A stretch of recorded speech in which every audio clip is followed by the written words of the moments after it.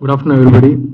ముఖ్యంగా మీడియా మిత్రులకి, ఇక్కడికి వచ్చిన ఫ్రెండ్స్కి, ప్రొడ్యూసర్స్, డైరెక్టర్ అందరికీ నమస్కారం.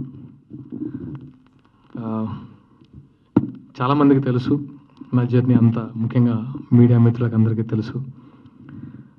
ఎప్పుడైతే టీవీ ఆర్కే నాయుడు లాంటి మంచి ఇమేజ్ ఇచ్చిందో, ఆ తర్వాత నేను మూవీస్కి వచ్చిన తర్వాత కొన్ని క్యారెక్టర్స్ చేశాను, కొన్ని మూవీస్ చేశాను. కానీ చాలామంది సినిమా ఇండస్ట్రీ వాళ్ళు కానీ, బయట వాళ్ళు కానీ, మీకు యూనిఫామ్ బాగా సూట్ అవుతుంది, అలాంటి క్యారెక్టర్ చేయండి అని చెప్తూనే ఉన్నారు. బట్ దానికి సరైన కంటెంట్, అంటే నేను యాక్చువల్గా ఆర్కే నాయుడు క్యారెక్టర్ చేసిన తర్వాత కొన్ని సంవత్సరాలు యూనిఫామ్ వేసుకోవద్దు, అలాంటి క్యారెక్టర్ చేయొద్దు అనుకున్నాను. బట్ ఈ కంటెంట్తో మళ్ళీ నేను విక్రాంత్ ఐపీఎస్గా యూనిఫామ్ వేసుకున్నాను.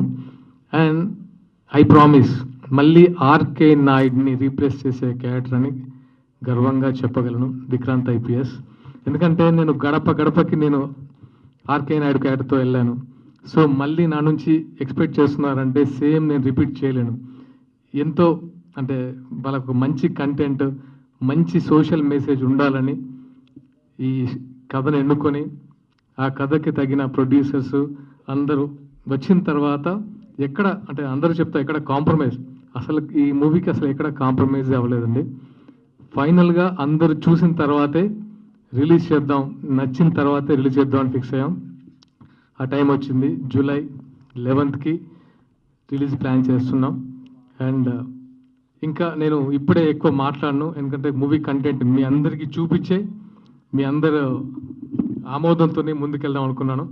డెఫినెట్గా మీ అందరికీ షో చేస్తాను, నచ్చితే దాని తర్వాతనే ముందుకు తీసుకెళ్తాను. Thank you all, thank you so much. And ముఖ్యంగా ఈ సాంగ్ రిలీజ్ అయింది కొరియోగ్రాఫర్ ఈశ్వర్ గారికి.